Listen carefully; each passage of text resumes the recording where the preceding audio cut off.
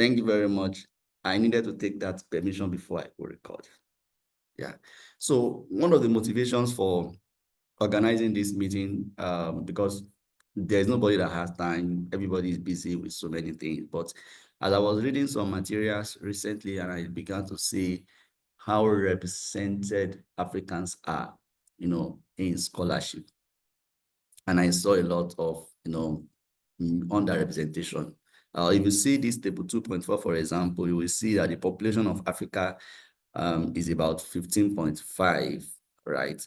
For the entire population of, in the entire population of the world, that's the percentage of Africa.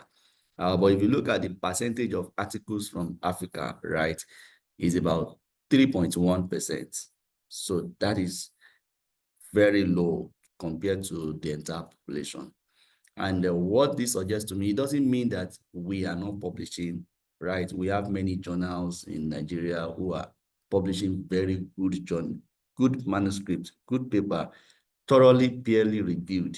But sometimes some of those journals are not, they are not internationally known. Like they don't have a international web base, so where people can actually get those materials, so they don't get such citation.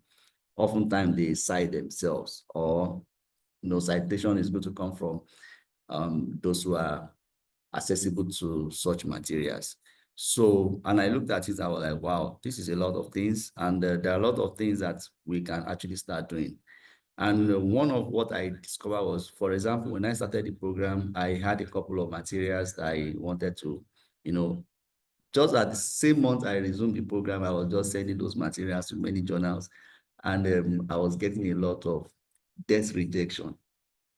And after the first semester and the first year, I, revamped some of those works and I sent them to journals. Oftentimes, I don't just get death rejection. I now often get like a comment. So when you get some comments, that is some green lights. The comment you get may not mean that they are going to accept paper, but at least when you get a comment, you can work on those comments and then send it to somewhere else, and then it may be accepted somewhere else. So that's what part of what motivated me to see how we can, use some of those skills that they are using for them to be using a kind of large data for their study.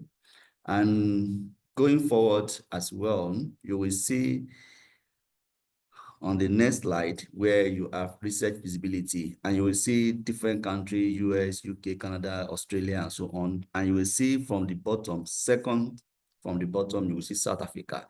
And the percentage of even South Africa is about 1.9, right? And Nigeria is not even featuring there. So maybe Nigeria is going to be part of the other, which is less than 10%. And, the percentage of others is about 15.4. But other is not just going to be for one country. So it's going to be like, we don't know how many countries that are there. We don't know how many global South regions that are there, and so on. So this suggests to me that our research are not so much visible because there is something that they actually use, and that's part of why I so much conversant with some, few selected professors in Nigeria who publish their work in those outlets. They use LLBA, like language and linguistics behavior articles. So once you type Nigerian English there, you will see very few people who are actually going to come up. Those are the people that have been able to be publishing in some of those outlets. And I know that it could be demanding. Sometimes people will say money, but I recently discovered that not all of them actually require money. At worst, you will not be able to publish open access, but you will still be able to publish. And that is something. And then some other time, there may be lack of resources or inadequate resources or skills, that may be required. And sometimes because of level of literacy in computer science or computer skills, and then artificial intelligence. And what I discovered is, even though we want to say a lot of things about, oh, Nigeria or Africa, this or that, some of those challenges also, they have them here, especially the issue of finance. But what many of them used to do is collaboration. That's why you see that many of them will have a tons of paper yearly, One may be on first or as first author in one, it will be second author in the other one, it will be third author in the other one, and so on. So part of what we can also do in Nigeria to overcome that is collaboration. Yes, I know many lecturers are conscious of that because because of their promotion, they want to be first this and that. But major thing I'm considering is not just about being promoted, it's about visibility so that we can be visible. So collaboration can help us. So let's go right away to today's meeting. So what is actually corpus phonology? So corpus is actually a word, I'll just use a simple term, database. So like where you already have some data that have been processed or collected, not processed. So sometimes you have those things already on website where all what you just need to do is to download and start using them. Some other time you need to download and do some filtering before you can use them. But they are not data that you need to start collecting, like you need to travel to Cardinal to collect data. Of course, we know the level of insecurity. Nobody wants to risk his or her life to go to far distance to collect data. You want to see how you can collect data, almost within wherever you stay, even though there are other gadgets you can use to collect data online, but it's going to affect the naturalness of the data. So, but if you use online, that can also help us to mediate such challenges. And not just corpus, because we have corpus pragmatics, we have corpus discourse, we have corpus social linguistics, we have corpora for different fields, but majorly we are focusing on corpora that have data that we can use for phonology. So by corpus phonology, I mean we want to study phonological pattern, using large data.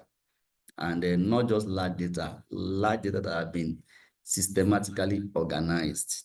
So you can also build your corpora, for example, or corpus.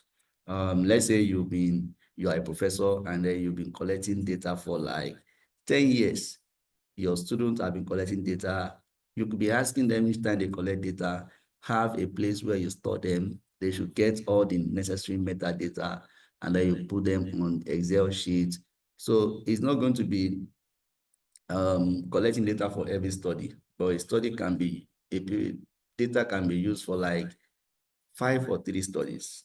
I learned that during the last summer. I was working with a professor as a research assistant, and the professor had been invited to many talks as a lead presenter, and he would tell me, oh, revamp the work as this. We are looking at this direction for the next one, looking at this direction, the same data. Meanwhile, what I knew before was use the data and then you dump the paper data. Of course, if you are working on phonology or phonetics, you know how laborious it could be, even to get data, to get annotation, and so many of those things. So you don't want to just use and dump them. You want to use and reuse them. So what else can we use them to do? We can be able to use that data, to test a phonological theory. You want to test ordinality theory, you want to test generative phonology, you want to test different theory. And then you can use it with computational. Computational that I mean here is, I'm not referring to like computational linguistics, like using C++ or Java. No, I just meant having some basis of computer. And we're able to just use some statistical method to analyze the language use. The language use, I mean the phoneme that people are using. The statistical method, that's why sometimes you need to get like those who are in statistics to assist you, or we have few people who are in language, for example, in linguistics, that can also help. Those who are in linguistics can help further or better because they understand the nature of your research compared to those who are in social sciences or in statistics generally. Even if you use them, you may need to sit down with them and explain some of those things to them before they can do a better job. So if you're able to do all this, we can use it to describe a phoneme, we can use it to describe a pattern. And not only that, we can use it to describe a variation of the pattern. So by variation, I will still get there very soon. And then we can use it to discuss how languages are changing or how phonemes are changing. There have been some description before, either perceptual or low data sample about Nigerian English, that, oh, there's no tense, or there's no difference between tense and last, maybe in Southern Africa, in the Southwest Nigerian English, or in the South Nigerian English, and so on. Well, you can go by using large data and then verify if it is true or not. Now, we cannot rely on some of previous analysis because of the sample of data and the other issues. So yes, I will continue. Don't worry, I will, in the next 5 minutes, I'll stop. If anybody have questions, then we'll continue. So what are the advantages of using corpora, like we're using Corpus Phonology or using corpora skills? Number one, you'll be able to use data-driven insight. Like, you're not talking about using 200 data or 200 token again. Thinking of using 1,000 token, 2,000 and 5,000. And if you check some of those journals also, the top journal that we are considering, they are journals that will be demanding you to use large data, because they are thinking, how representative is your description or your judgment? So if you say there's no this or that in a particular English accent, how representative, how do you collect your data? So once they discover that you use a large data, you have 1,000 token, you have 10,000 or 5,000 token, then most times they will just overlook. The other thing is that the data you are using has more or less like a real world applicability. Some of those data, somebody can reuse them. You are not using and then dumping them. So, and then not only that, someone can go back also to those data and then use this for something else, which can confirm what you have already mentioned about that. And then you'll be able to use it for quantitative analysis. Since you'll be talking about hundreds of thousands or tens of thousands, there's no how you can use and to do such annotation and so on. You will need to use some statistical method, use some automatic extraction, data extraction, which can make the work more easier for you. And then when you do that, even if whatever you are doing is wrong, it's easier for you to go back to what you prompted for your automatic, for your automation.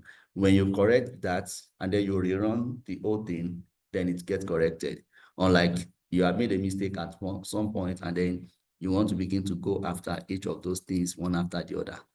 You can even get distracted and make another mistake. And then that will make your work not useful.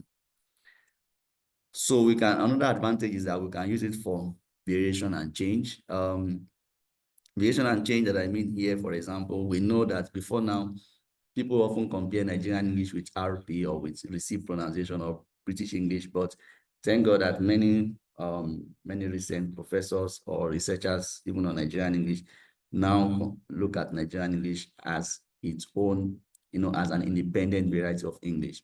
And even some reviewers today would ask or would tell you, why do you need to compare Nigerian English with the language you are comparing with, or the accent you are comparing Nigerian English with, do not have the same linguistic ecology. So why the comparison? So they want us to look at the Nigerian English, comparing the southern with the northern part.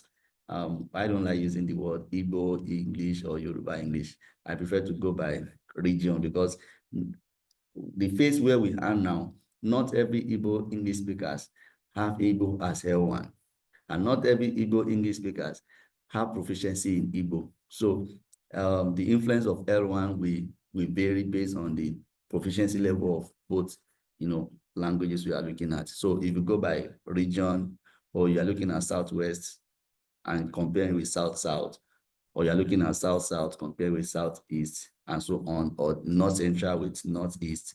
So we can use it for such level. And then we can also compare, not comparing, we can look at Englishes, for example, like Englishes in Africa, and look at Ghana English with Nigerian English. We're not comparing, we are just looking at variation. So when we compare, the insight we get from when we compare is going to be that one is going to be like correct, the other one is not correct. But when you are coming from the perspective of variation, it's going to be, this is realized as this in this variety of English.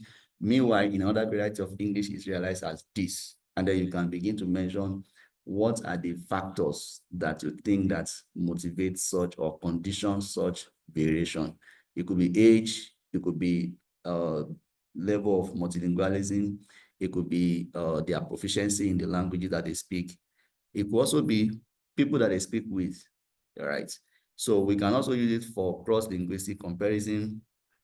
I've mentioned automation before. So because of the automation, you don't want to be using and for analysis, you want to use something like Pratt, you want to use Pratt script, and you want to use R where you can export everything you already have in your Pratt script and then export them to Excel or CSV files, and then you can be able to import them to R. And then with that, you can analyze like hundreds of thousands and so on. So before I move further, let me find out if anybody has questions in what I've mentioned so far.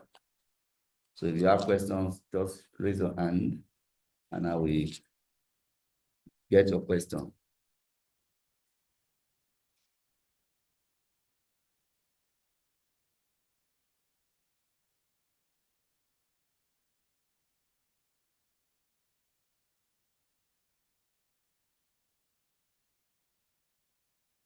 Okay, if there's the absence actually suggests that there's no question. So, but if I'm wrong, let me know. If you have questions, just indicate. So as I was preparing also for this meeting, I, look at the following speech corpora. I've used, and I know that a couple of those who are also on this call have used International Corpus of English very well. That corpus actually has, or that link or the web page has a drop down for Nigerian English, also for other Englishes in Africa. So if you click that link, maybe after the meeting, I may have to share the PowerPoint.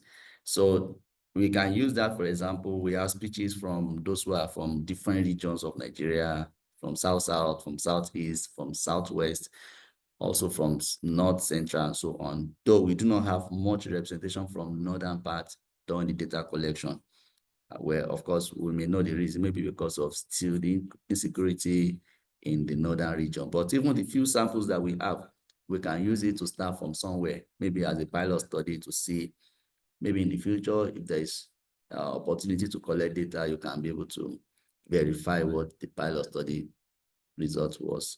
And then the second one that you have here is called International Variation of English.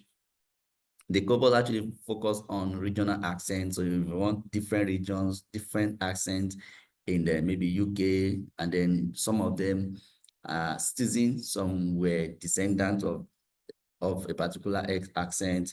So you want to do comparison of maybe looking at from perspective of what English is. So that is a very nice place to see.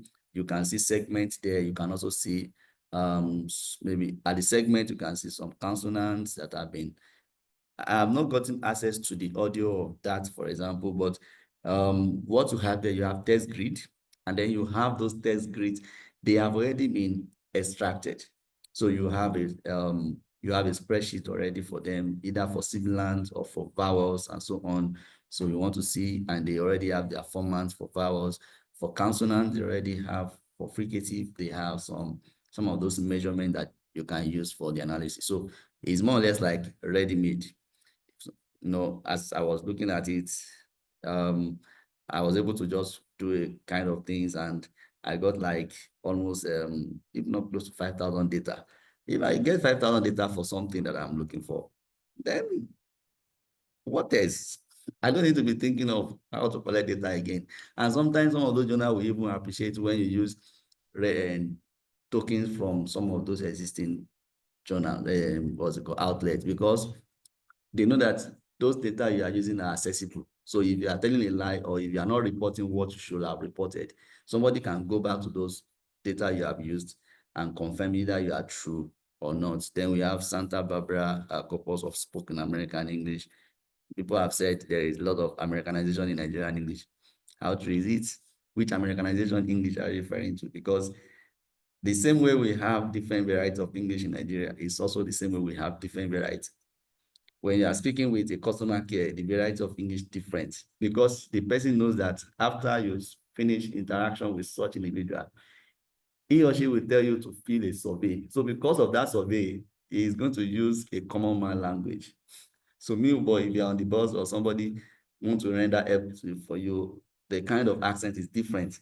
So if somebody claims there's Americanization of Nigerian English, then we want to know which Americanization are you referring to, which American accents. So you can use that data for data from that website to further verify. Then you have TalkBank. Yes, I don't need to talk about TMT, IMT because it's similar to other ones, but there's TalkBank. Maybe you are working on autism or you have a student working on autism. Yes, you can get a lot of data sample from TalkBank, even for child languages, for multilingualism, even for neutral or natural conversations, you can also get it from there. Different genre that you can also investigate. We have news broadcasts, we have reading tasks, you also have interviews, you have conversation, and you can also have others. Others, you can create them by classroom teaching. You can record yourself, you can record your student when they are presenting. Once you get their consent, you record them and then you put them somewhere. You may not even use it for the next 1 month. Maybe next year you need something and then you can need it. You can also be student chats, and then you can also be lecturers chats or lecturer student chats. But in all this, you need to get a consent. So once consent, and to get consent in Nigeria, I'm not sure it's as difficult as somewhere else. Like I was to get the consent for a particular study and it took me like 3 months to get the consent. I was like, no, no, this is delaying. And sometimes before you even get the consent, your interest in that work has already dropped because of the way things are moving very fast. And you want to see how you want to also move fast. Any question so far? And I hope I'm not too fast.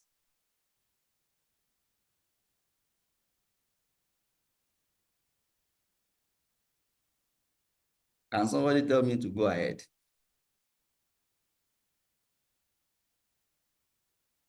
Thank you. Okay, I can go ahead. So let's see how we can apply some of those things I've mentioned. I've mentioned how we can use those things to explore Nigerian English accents, looking at the sub-variety of Nigerian English, not necessarily looking at it from perspective of RP or anyone, looking at Nigerian English and its sub-varieties. And sub-variety, as we see in some of the classification, either by Jowett or by Rutherford or by Banjo or by Brosnaham and so on. So we can further look at it from using large data and see how either to support what they have said or to make adjustment to some of the claims. And then by doing that, you can narrow it down to what exactly are we going to analyze. Let's say we want to analyze consonants now, not just consonants. We want to see stop consonants. By stop consonants, we can look at aspiration, even though we want to claim that either Nigerian languages in Nigeria, like for example, Igbo, Yoruba, that do not really have aspiration. Well, it may not be so if you use large data. For example, in one of the pilot study I did, the story was different. So, and then it's almost becoming like, not just that it's not there, but to what extent is it available? So if we move from categorical of yes or no to what extent, then the story is already changing. You can look at the VOT as well, either there's positive VOT or negative VOT. You could look at closure duration, you could look at voicing length, preceding segment and the following segment. Like the pilot study I did, major thing I found out that was a very strong cue for determining, stop consonant realization was an interaction between closure duration and voicing length. So if it is voiceless, the voicing length is long and the duration and the closure duration is long and the voicing length is very short. But if it's a voice consonant, voice stop consonant, the closure duration is still long, but the voicing length is longer. So And in case of other Englishes, like for example, British or American, that is not a strong cue for them. The strong cue is going to be, is there presence of absence of aspiration? If it is voiceless, they know it's going to be aspirated, like pataka. If it is voiced, they know it's not going to be aspirated. If it is voiceless, they know it's going to have VOT and so on. But Abraham and so other people who have also carried out a kind of experimental design have mentioned that relying on aspiration and VOT is not sufficient. We also need to further look at closure duration. We look at the voicing length and look at the interaction between voicing length and closure duration before we can make such conclusion. So we can use that for stop consonant. We can also use fricative for fricative or affricate. We can use spectral center of gravity, and then we can use skewness or kurtosis. We can use duration and zero crossing. Zero crossing is one of the most recent way of analyzing fricative or affricate. Zero crossing, they mean for the entire spectrum of the fricative production. They want to see how amount of energy are received, at different pace. Don't worry, I will use one of the examples very soon. So, and then you can also use look at vowel. So for vowel, you can look at F1 to F2 space. So what has been so much common about Nigerian English has been midpoint analysis. So by midpoint, if you see on the figure Y, for example, you will see where I mark with red. So by midpoint, they mean they want to see at the middle of the realization of a vowel. So what format can they get? So whatever format they get there, that's what they use to describe the vowel. And then eventually they can use it to plot what is in figure X that you are seeing on page, I'm on slide 17. So they can use it to plot something we have on the figure X. But there have been more recent studies in the last 10 to 15 years that midpoint is not sufficient to tell us what is going on with the vowel. Then we'll go into that very soon. So other ways that you can analyze the vowel is spectrogram.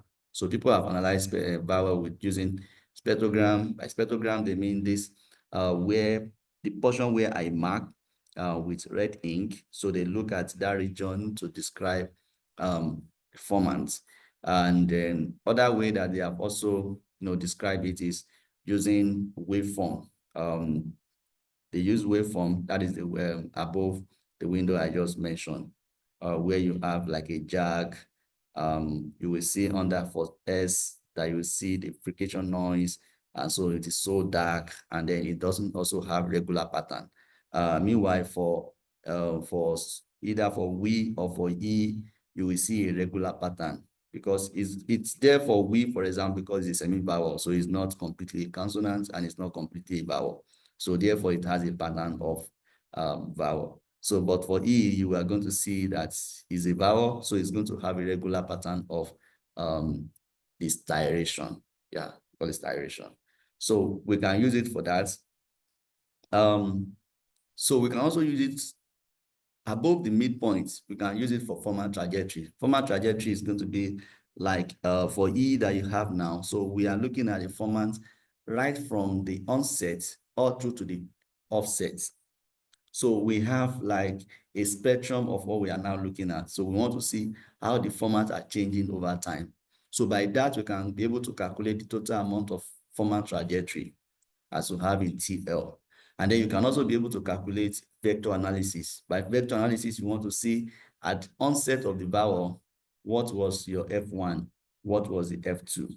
And then at the offset, at the onset of the vowel, what was the F1, F2, and at the offset, what was the F1 and F2? Is there difference between the onset and the offset? So what is the magnitude of the difference? So if there is a difference, then that means there is a change. If there's no difference, that means it's static. But what we discover oftentimes is that there will be a difference. Because even though before now, people mention that the difference is only where you have a diphthong, because when you have diphthong, there will be a glide. Well, for those who use VISC, vowel inherent spectral change, I've proved that even with monophthongs, there is a change. So, for example, we mentioned that in Nigerian English, quote and unquote, that there is no glide in A, front, middle vowel, like no vowel, no glide in A. So they believe that when you say, that you say. So even when you say, and then you track it, if you use Pratt format listing, you are going to see that the number is going to be changing from the onset to the offset. If there's a change, what it implies is that there's a glide. The glide may not be perceptual. Perceptual means that you may not be able to perceive it with your head, or that you see a change, but there is going to be a change between onset of F1 and the offset of F1. So that's why people use format trajectory. So you can be able also to track the format movement, how the formats are moving. Are they going to be static? Are they going to be changing? If they are changing, what amount of changes do you see? So it means that we are moving from categorical statement by saying there is no glide to gradient gliding. To what extent do you see a change between onset and offset? So with that, we can be able to now go further by describing vowel merger or distinct, like somebody saying bad as bed, right? Maybe because of context, or because of level of education, or because the person wants to show off, or because of anything. So it's a data and you can use it for study. And then you can also look at vowel lowering, which I think it's also very much common, especially in the Christendom. Somebody saying God as God, right? So you see that all is far back, and then it's at the middle, midpoint. And then you have which is fronting, which is front, and then it is low. So not just fronted, but it's also low. So if somebody says God as God, that means the person is already, you see evidence of vowel lowering. It's not just lowering, it's fronted and it's lowering. So if the person says go, if the person says God, then that is just lowering. So you can also see vowel fronting, like somebody calling central vowel, which is announced as nurse, right? Which is common in Nigerian English. You can see nurse, you can see trap, or nurse, and then and so on. You can even see knees, but the knees you are going to see is going to be common in percent. Somebody will say percent instead of percent. So which may differ by, the proficiency of the speakers, or not just the proficiency. Sometimes it will also be because of conveniency. Once you understand what I'm saying, then there's no need for me to produce what you think I should produce. But when we involve in maybe interview, then we change our personality. We want to be conventionally formal. So, but even the one we use when it is not formal is also use of language that can be analyzed. And then we can also use it to analyze like vowel retraction or backness. Like somebody mentioning bad as bad. So sometimes it can be for pragmatic inference. And maybe it doesn't want to just mention that, oh, you are bad, but it says bad and so on. So that is also some sort of data. Any question here before I move on? No question. Okay. So I go to the next slide. So for the next slide, we can also look at it from, we can analyze approximants. Some studies have mentioned for instance, that there's no palatal glide in Nigerian English, like palatal is often dropped, especially for some region of speakers of Nigerian English. Well, you can use automatic annotation to discover if it's true or not. Sometimes some of those studies rely on perceptual analysis. So with perceptual analysis, you may not be able to perceive that there's realization of some approximants, because, for example, palatal is also referred to as E-like. So it's more or less like E, but it's not exactly E. So, and if you are looking at approximant or semi-vowel, as people may also say, you can look at F1 and F1 to F3. So F1 and F2 is not sufficient for approximant. You also want to see, okay, thank you, Chine, I will attend to you now. So you also want to see F3. Why do you need to see F3? For example, you want to analyze rhoticity in Nigerian English. even though studies have claimed that there's no rusticity in Nigerian English, but there can be rusticity in English spoken in Nigeria. Like there are some Englishes that they now speak now on the media, like some of those maybe Bobrisky and so many of all those people on TikTok, they use a lot of rusticity. So if you want, before you can notice either there, you want to see the evidence of rusticity, so you want to include F3, because there are ways of analyzing rusticity. Studies have mentioned that if you use ASU 2009, the rusticity is, you can look at the distance between the F2 and F3. That is one way. The other way you can also look at to see evidence of rusticity is to see how F3 is lowering over time. So it means you need F3 before you can do that. And then you can analyze all this either at the where it is clear or where it is dark. For example, you can analyze L at the onset or at the intervocalic. So intervocalic is going to be L vocalization or L darkening.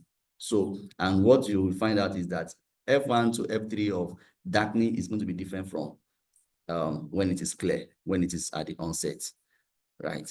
So before I move on, Chineye, I saw your hand raised up. Can you ask a question?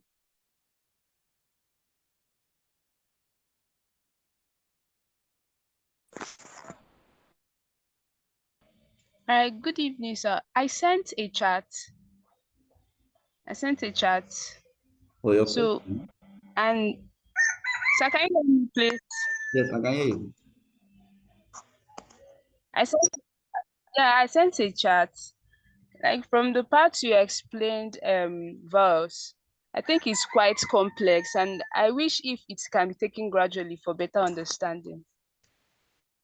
So what is, for example, as analyzed before we started that there are different level of people that, are actually part of this workshop.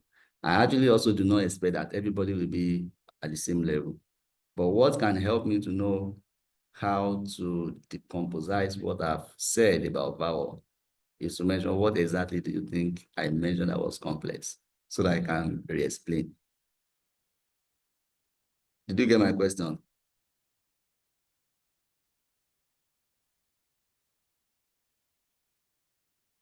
Chineye, Yes, I got so what you what do said. you think I explained that was quite complex so that I can see Um, how to how to say it again in a simplest form or in a simplified form?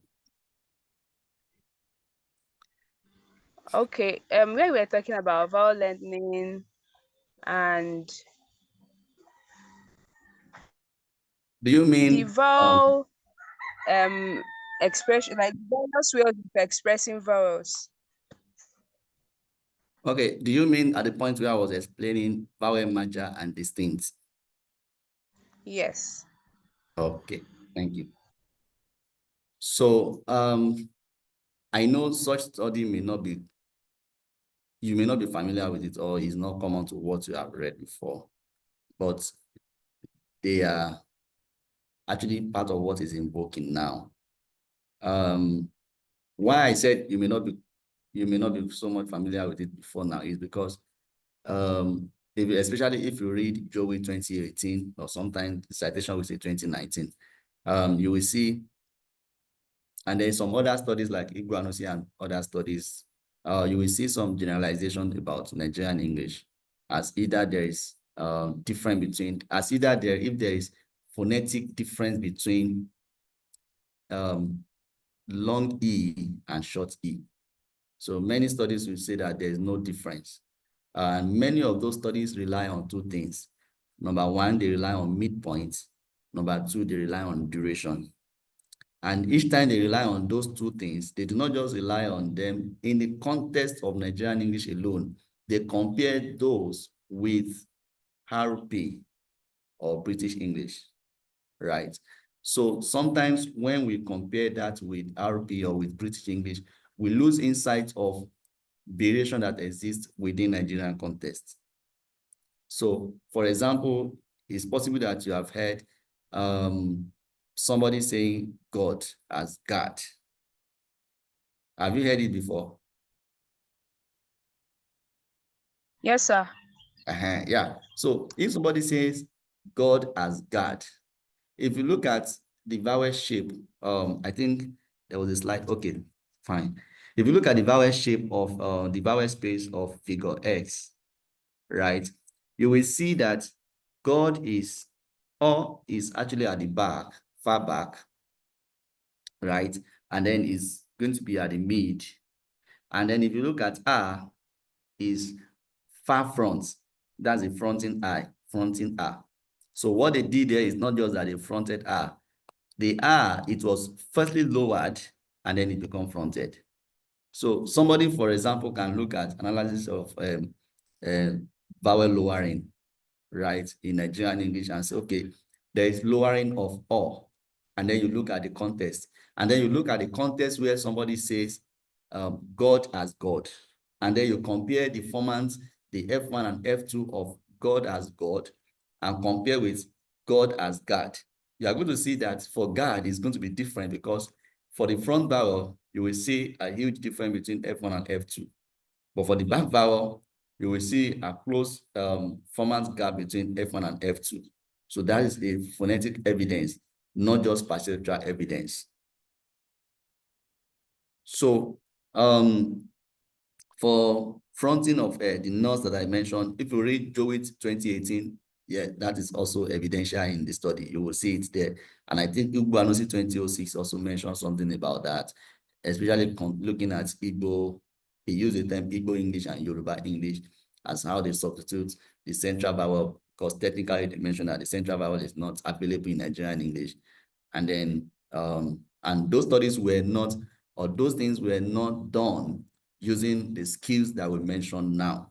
Some of those things were mentioned that it was not available in Nigerian English based on perceptual analysis. And sometimes some of those perceptual analysis also, even though there was inter-rater reliability, but it's also conditioned by what they are also exposed to. But if you now have sample, for example, you now have automatic annotation.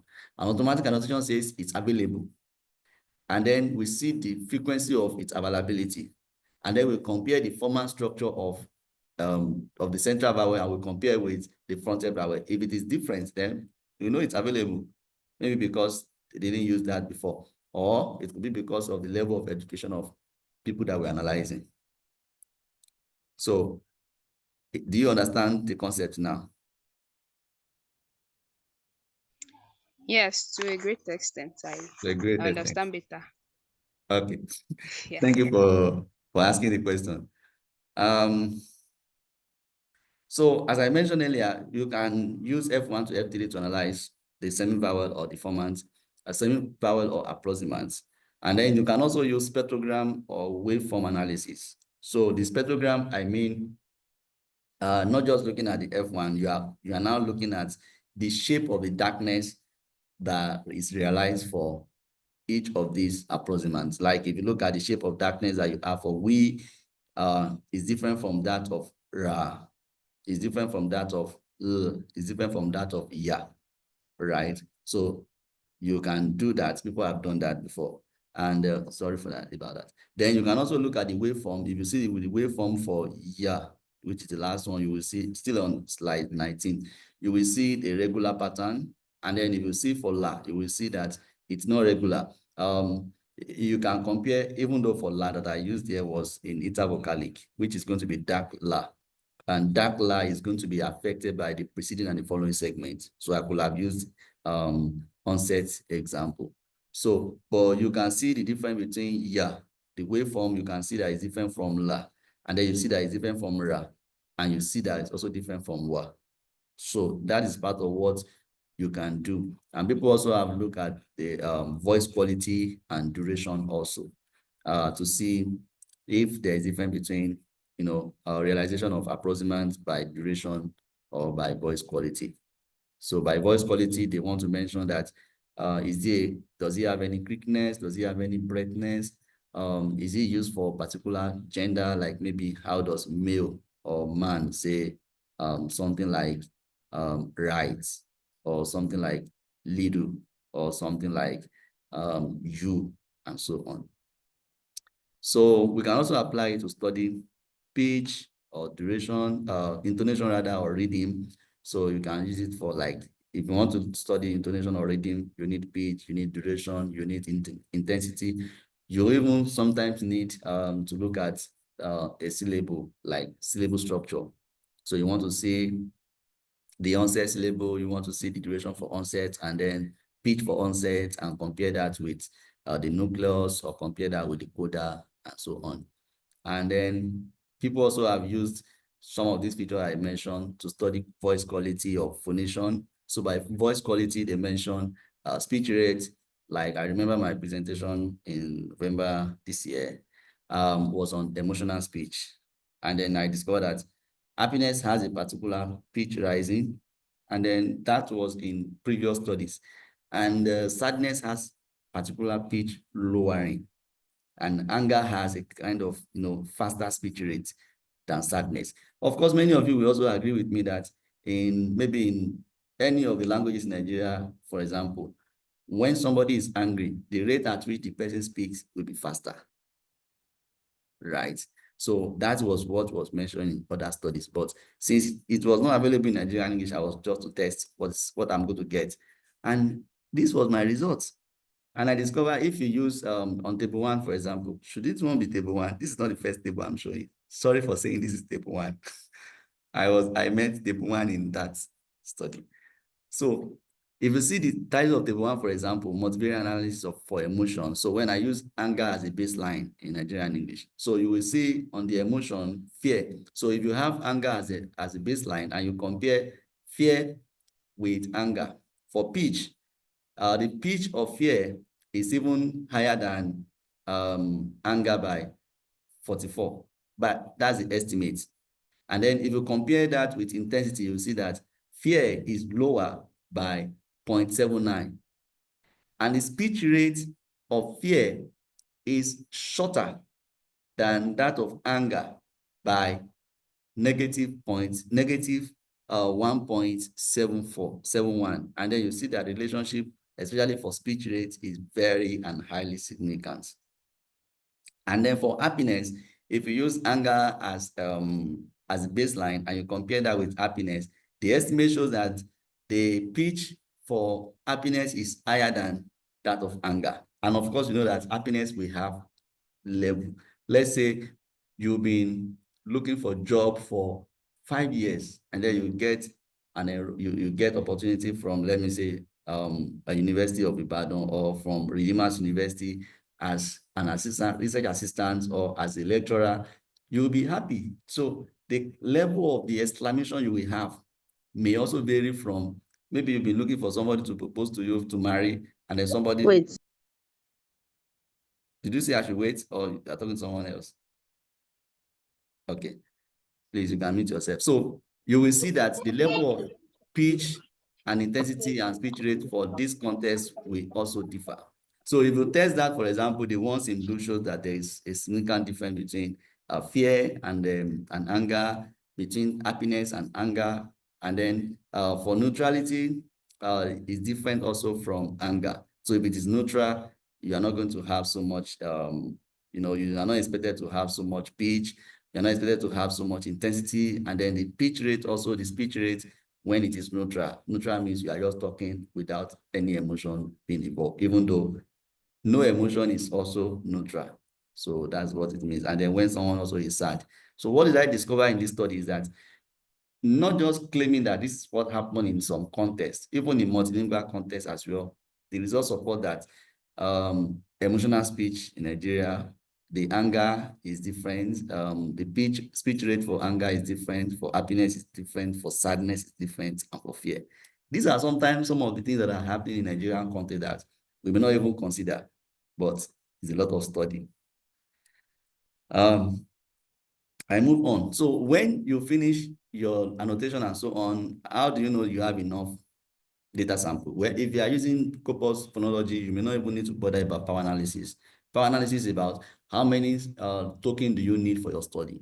But if you are not going to rely on Corpus Phonology, because with Corpus studies, you can use like thousands of tokens, hundreds of thousands, tens of thousands, and so on. So you don't even need to know about power analysis. What does power analysis mean? Like I want to collect data for my study. How many samples do I need? That is what bioanalysis is all about. So it will tell you, oh, with this study, looking at 5 or 7 variables, so you need 20 people. And then once you get 20 people, it means you are okay. With 20 people, it will tell you not just 20 people should produce certain amount of tokens. So that one will show that each time you analyze your data is representative. So it means if I am analyzing 2,000 tokens for central vowel, a particular central vowel, not just the entire central vowel on the IPA, but just maybe for the nurse vowel. And I'm analyzing like 2,000 or 3,000. And my power analysis says, oh, you only need 1,000. So if I get 3,000 or 5,000, then I'm okay. I don't need to bother. If I send it to a journal and the journal says, oh, you use insufficient, or this data, the sample size you use cannot be used to generalize. If you say, well, like I remember I sent it to one journal on cluster analysis, and the journal says, you didn't use enough data sample. And I was to go back and start annotating more. And I said, no, wait, I ran power analysis, and power analysis said I needed just 700 tokens. And I already had like 1,000. And the journal wanted me to make it to be 2,000 or 10,000 or 5,000. I just reported, I replied the review, and I said, well, I got your comments, but I ran power analysis, a simulated power analysis, and the results said that I needed just 700 and already have 1,000 plus. So it means I even have more than enough token. And then the reviewer said, now I understand.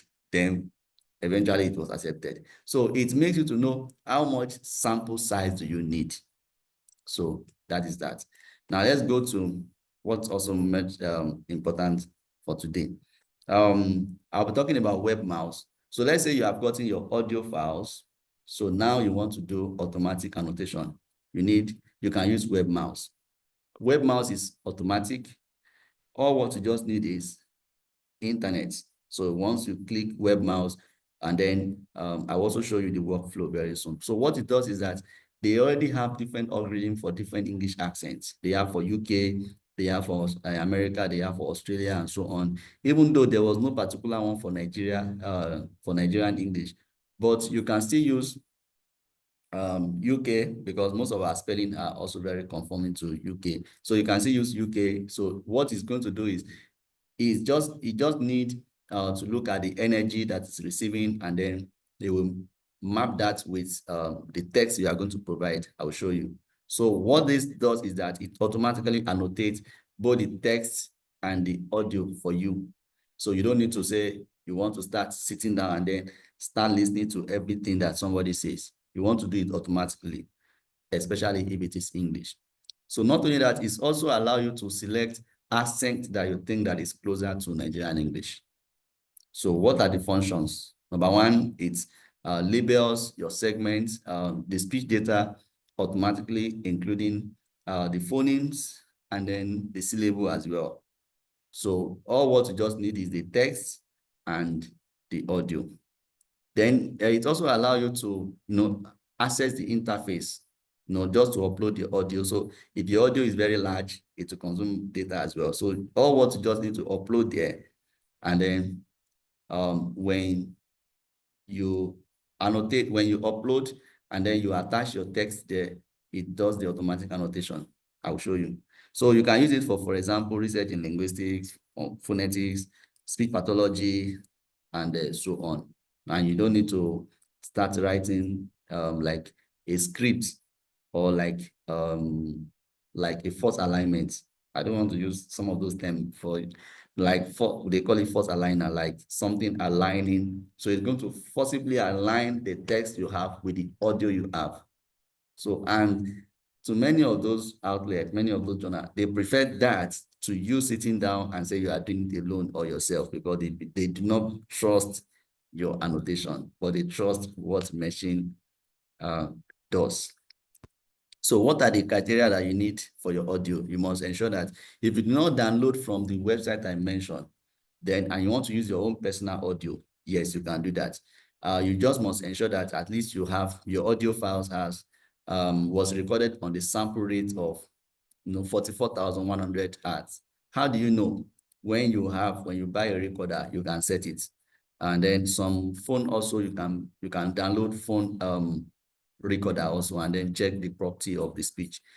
And so you must ensure that those audio must have minimal noise background, and you must ensure that there is no interruption. Like when they are talking, somebody is not just interrupting, because when you have a lot of interruption, or you have interruption, it's going to affect the accuracy of the alignment. So you must also ensure that there's minimal background noise, there's minimal echoes, and then there's no much distortion during the interaction. Everything flows. And you also must ensure that you avoid overlapping, speech overlapping, like somebody is talking, other person is talking. So when you have that context, it affects the alignment. So and then you should ensure that the audio is not too quiet and it's not too loud.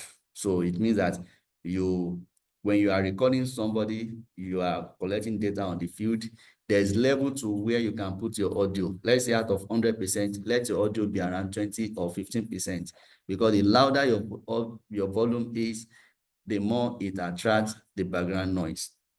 Because even when there's no noise, the lightning itself produces noise. You may not know, but when you are recording, that's when you will know. And then the next thing you need to get is the text. So you need to get the text. The text, I mean, everything they mention in each of the audio that you want to use.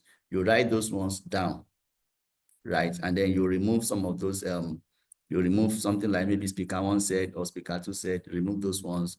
Otherwise, it's going to affect the time span, the timing for each of the audio phonemes and the text. Then you should ensure that the text you are going to be uploading correspond to the content you have in the audio.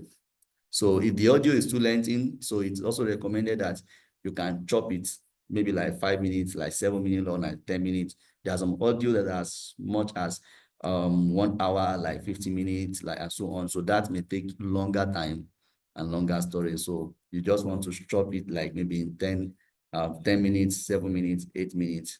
And then you make sure that for each of the chopping you are doing, the text you are going to be doing also align with those audio. So let's say this is a raw file, raw sample you have transcription 1, and the person says, all right, you are still on the Super Show Nigeria this morning, and I still remain your friend, blah, blah, blah. And then the same person still says, as always, Tunde has this. So all what you need to do is you must remove those transcription 1, transcription 2, remove those things, and then it becomes like a plain text of what you have now. So what you have below, you have plain text, so it can be able to match both the audio and the text. So peradventure, as I mentioned, let's say you have collected your own data, you are not using data from IC Nigeria that I mentioned earlier, or IC Nigeria is also the same thing as International Corpus of English. And then you have collected audio, but you don't want to sit down and begin to write the text. You can also use some speech recognition, automatic speech recognition, like I've used iTranscribe before. Sometimes maybe I have a meeting with my advisor, and my advisor is saying a lot of things, and maybe it's very too fast, and I don't want to be writing everything, but I want to get the content. So I can use iTranscribe. So they have a free version, they also have licensed version. And then when we are done with the meeting, I'll just say transcribe, and then I get all the text that I need. So, and then you can also use Google text-to-speech, and then that converts your text into natural sounding speech, which you can use for the annotation. Then you can also use Amazon Transcribe. Some of them you may need to buy, but the last one you can also use is Microsoft Word. So, but sometimes that one demand that you need to ensure that your word is licensed, or if the audio quality is also very high and it's also shorter. So sometimes it's not just like it is licensed, even when it's not licensed, but you need audio that is very high. And sometimes what you may also need to do is when you play it, you can put it very close to the microphone of your laptop, and then it can transcribe for you. Okay, so this is the workflow. So on step 1, you need the text and the audio, as I've explained. So the audio could be in MP3, it could be in MP4, it could be on OGG, it could also be on WAV. But the most recommended one is WAV. MP3 will suppress the voice quality or the audio quality, but WAV it does better. So let's say step 1 is where you have the website. So step 2, what you have to do, you see btol, which is broadcast talk 01.txt, which is .text, and then it must match with broadcast talk 01.wav. So then you click on upload, and then when it's upload, and then you click on the accent that you want, that is closer to Nigerian English, which I think British or American is, depending on how you want the output to be. Then you have in step 3, something like this.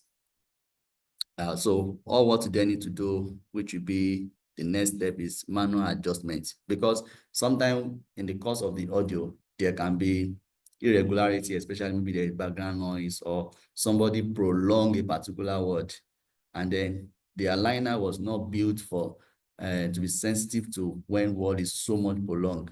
So you need to get interpreter line. You need to do manual adjustments. So after the manual adjustments, then you need to get interpreter reliability or interpreter, so that what you have already cross-check that you think is appropriate or accurate, you want someone else to be able to attest that, oh, what you did was right.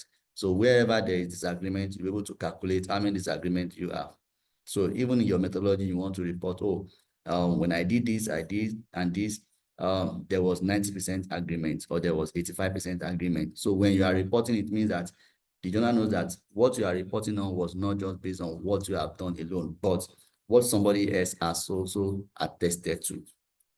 So that's why it's good for you to have, or it's good for us to have, interpreter reliability agreements. So there are different transcripts you can use. So we have transcript for stop. We also have transcript for fricative. So we have transcript for midpoint analysis.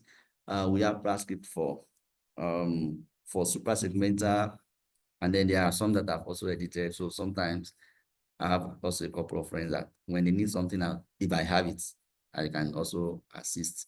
I cannot write transcript myself, but I can edit, especially with AI as well, I can edit. So you have some of those transcript for suprasegmental. So let's say sorry that this is taking me time. Let's say on step 3, you already have this. And then in all this, you just needed a particular segment, or you just want to extract all the consonants or all the vowels. So once you get a transcript for, maybe you want to analyze stop consonant, for example, you have a transcript for stop consonants. So this transcript, what it does is that it goes into each of the tier that you have that you want to analyze, and then it gives you something like this, sample of the CSV file. So and then you have to copy it. Sometimes you have to copy it to CSV file or Excel.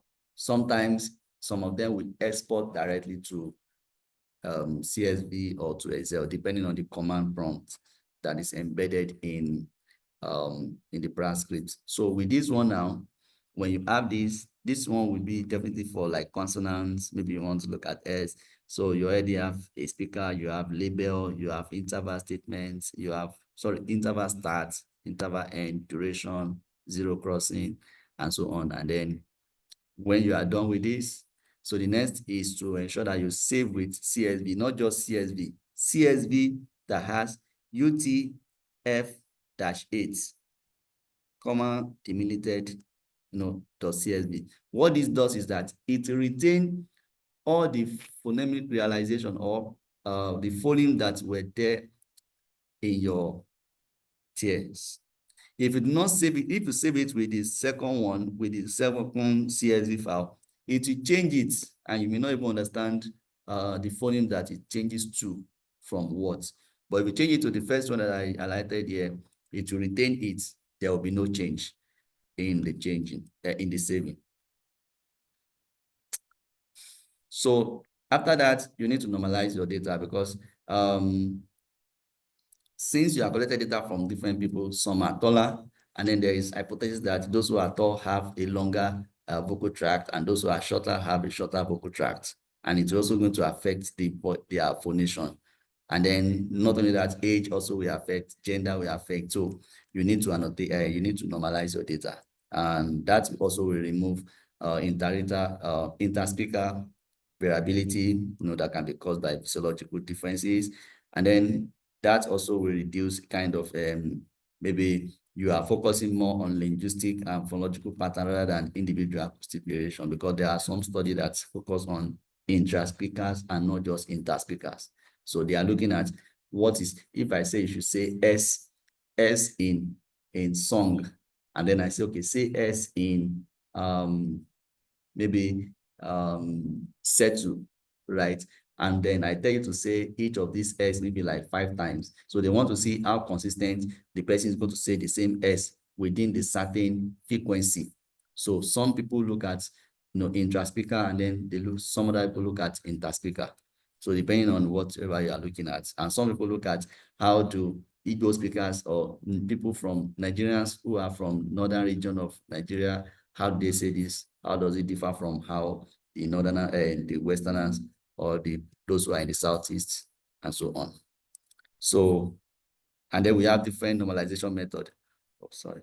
So for slide 33, where I am now, you have different normalization method. Some, excuse me.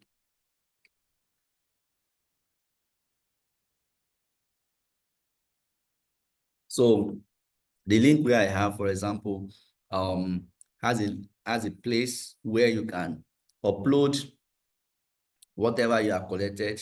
I mean your formats, you upload it there, and then you select the kind of normalization that you want. But I don't do that, because you need to use their spreadsheets.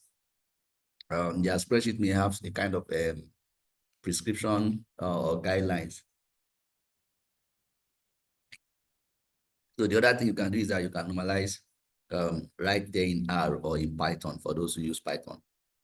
So you can use Labonov, you can use Nare, you can use Watt and Fabricius, or you can also use back difference metric. So each of these normalization differ from what you need or what you want to get in your study. And then with that, you can be able to do for F1, F2, F3, you can do for time points, and then you can also do for duration. But when you have different time points, for example, from 20 to 80, it may be better that you normalize without time points. So if you are interested in that, then we can discuss maybe later. So part of the tools you can use XPS when you have already gotten your CSV files out and you have normalized already. You can use XPS for those who are using that. I was using that also before I came, but now I use R. So XPS seems to be more easier. You just click and then you get the results. But R can give you more output that you may prefer more, but everything depends on what's accessible and then what you can do. SPSS is more free. R also is free, but I think R is freer than SPSS, because on SPSS you may need to bypass the security or for you to get the genuine one. But R is just free, and then it is also more internet friendly. So you can use it for format analysis, for pitch and intonation. You can use it for spectral analysis. And then your analysis, you can do linear regression if you are looking at F1, relationship between F1 and F2 for some vowels you are looking into, or semi-vowels. You can look at the duration of F1.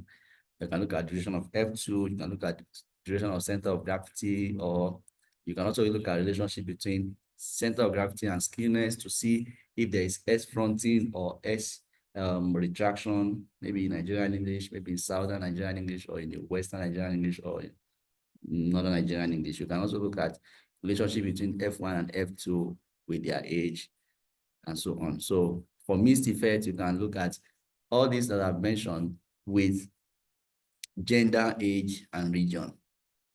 Before now, I've been using age as categorical, but I think I'm changing my mind and I started using age as continuous. So I'm just particularly looking at the years of their birth so that I can see the trajectory of how things are changing. Maybe the year of their birth.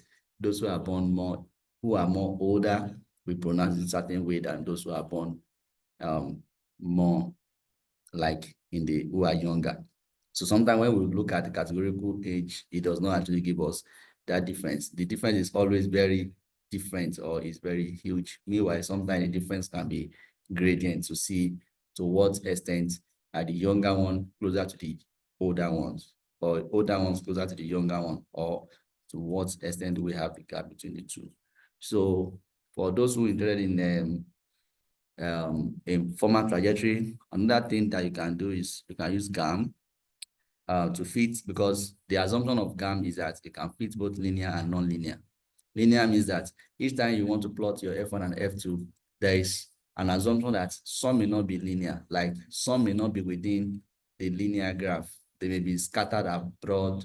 So, and then the linear line is not going to be will not be able to account for the scattered formats. I think I have an example to show. So we can use GAM to actually calculate format trajectory. So we can use code like this. So this is what actually I mean. So the linear graph, linear line is like this. So it's not going to capture all the format that you have outside. So that's the disadvantage of using linear or mixed effects. But if you use GAM, GAM will be able to go and find a pattern. So that can actually that can actually analyze for linear and non-linear formats. So, and then we have the following links. So that is that. So the 3.0 of this workshop is going to actually be like 1 month, because all these things that I mentioned is actually 1 month. The first one we organized was 2020, that I mentioned, for those who joined much earlier. So the new one, the next one will be in during the summer. That should be around May or June. So it's going to be for like 4 Saturdays. So we are going to be covering it, some of these topics, like looking at some of what I've mentioned. Even we discuss the ethics of corpus phonology. So we'll be looking at research questions in phonetics, looking at research methods, and then we are doing prats, manual annotation, and the automatic. And then we want to be reading spectrogram and waveform, and then not only reviewing papers on that, but be able to analyze it. And then we'll be able to also edit some Pratt script and use it for our study. And then do the annotation, normalization, mention different type, and then for what purposes. And then be able to also analyze a couple of spoken corpora, and then do intellectual reliability method. So we are also going to be working with Excel and CSV files, and they will do some data wrangling in R. And then I'll also give some free materials. So there are a couple of requirements. Of course, we need to get the laptop, data subscription, and then registration fee. So registration fee will be around 60,000. Yeah, because sometimes when people do something for free, they don't pay much attention. If I want to calculate the 60,000 or 50,000 to USD, it's going to be like $5. So $5 for 4 months, for 1 month. So it's actually nothing, but it's just actually to let people show commitment. And then when they pay for something, they are more committed to it, unlike when they do not actually pay for it. So I will say thank you. So we can take some questions.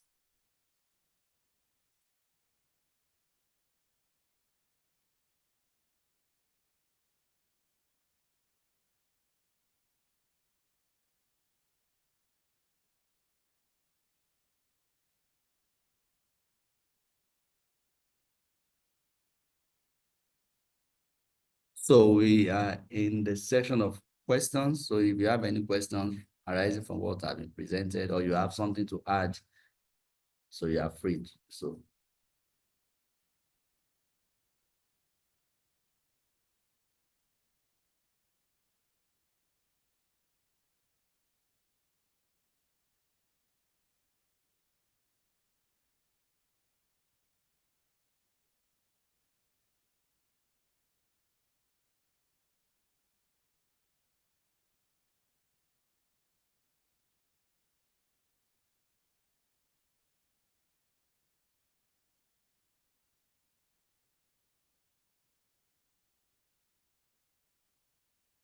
okay, thank you. Any questions, or maybe you want to add? Yes, I know Dr. Latipo is also online on the call. Maybe you want to add or you want to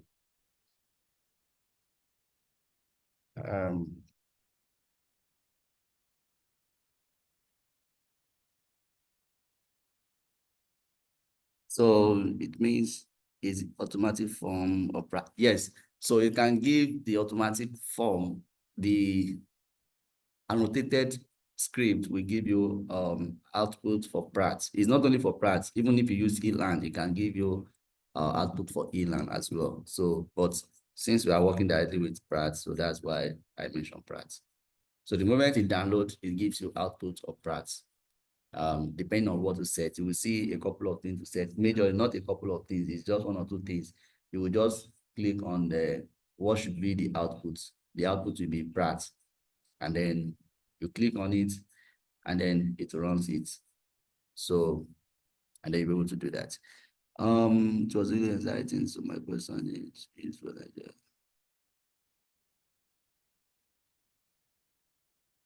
Yes, you can use it for other languages. I think I've tried it with Jamaican before, Jamaican Creole before. But what you will still need to do if you try that is you're not just going to give the raw Jamaican Creole, or sorry, raw languages in Nigeria that you are using, because this is first alignment, and then, or first aligner rather, and it has been actually,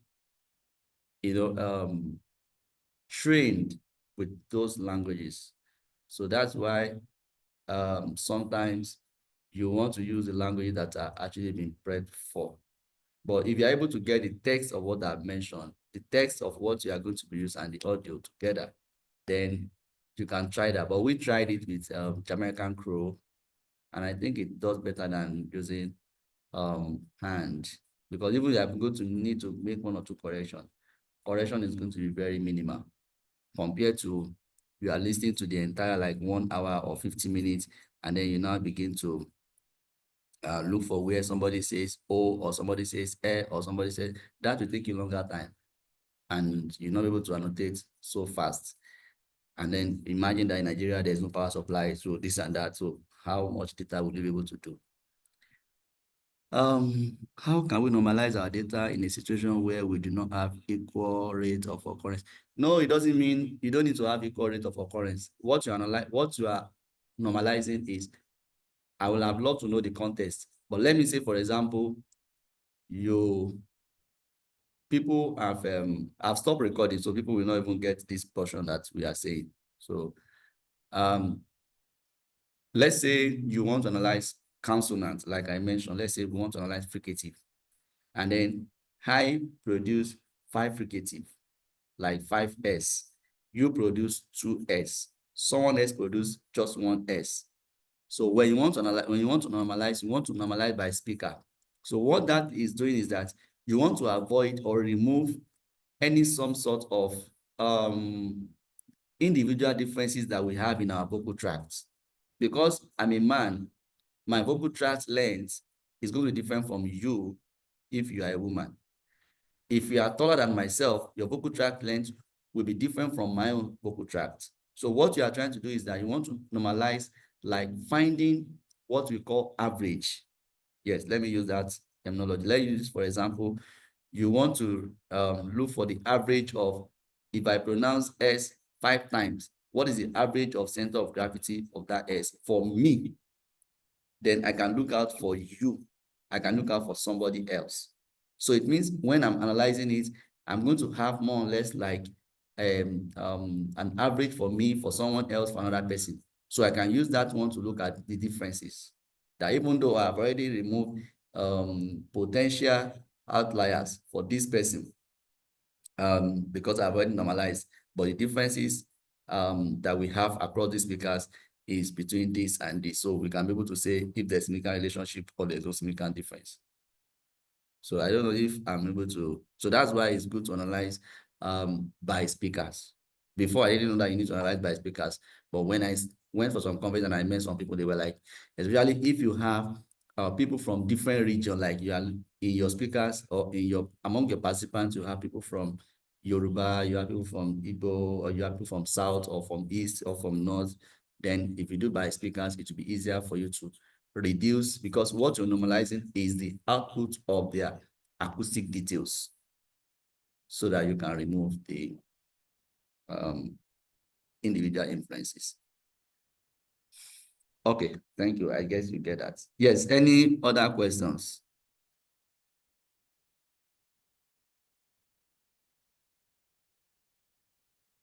Any other question?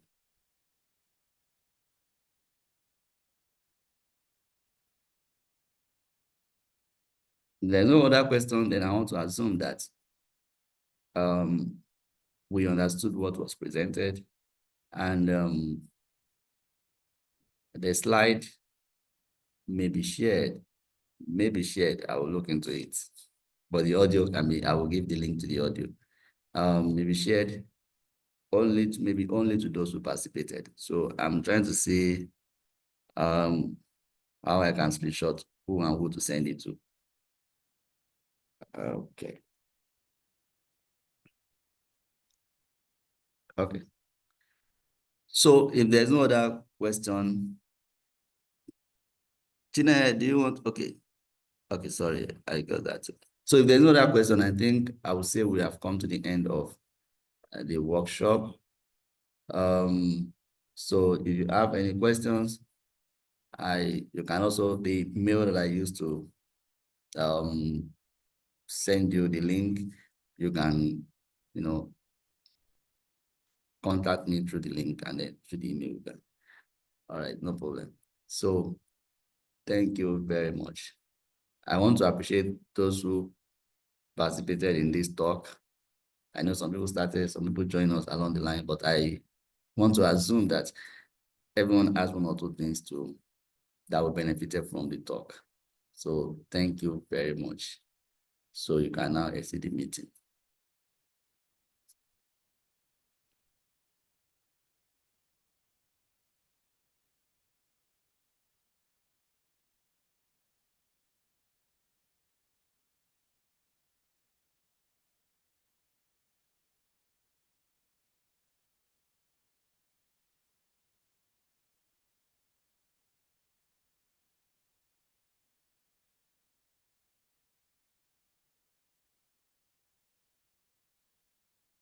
People do spaghetti and what you see. Well done, Doc. Well done, ma. I should call you Doc now. I'm not. Good evening. Good evening, Doc. I should say that. How's everything? Oh, well, thank God. Oh, thanks so much for the workshop. You're welcome. Well, I still have a lot to learn. And I also have a lot to learn. Oh, okay. Hope we can access the slides. You should be able to access, especially you should be able to access. Okay, because I joined late. Yeah. I'd already forgotten. Yes. Yeah, you almost forgot that I knew that people that called me. You also registered. I registered, but I forgot. Yesterday, yeah. Yeah, it's okay, no problem. It was even yesterday I told problem. I have something, I don't know if somebody has interest. I'm glad you joined, no problem. Okay. So don't forget to send my Christmas chicken and the New Year also. I hope I'm able to do that. If I'll be glad. Yeah, it's okay. I'll be glad to do that. Yeah. Thanks so much. You're welcome. Okay, so bye.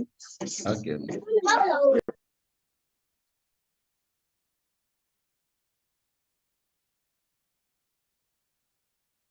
So since you have ended the meeting, you can leave, otherwise I will stop the meeting.